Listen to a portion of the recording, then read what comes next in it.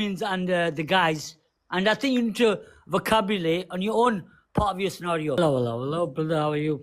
I'm okay, brother. How you doing?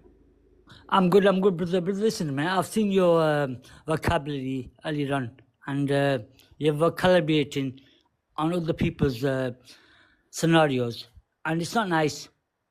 Whose scenario? Brother, listen to me. I've seen it. Look at you, drinking Red Bull. Come on, brother.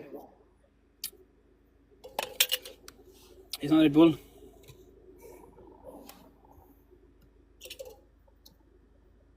So do you want me to elaborate on what you said earlier on? Because I've seen your recordings as well. On what? Which part? Which we talk? Which? The part where you're talking about the women's and the guys, and I think you need to vocabulary on your own part of your scenario.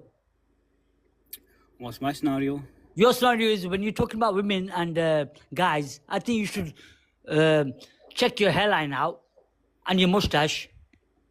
You know what I mean? Before you talk about other people's scenario. Which part do you disagree with?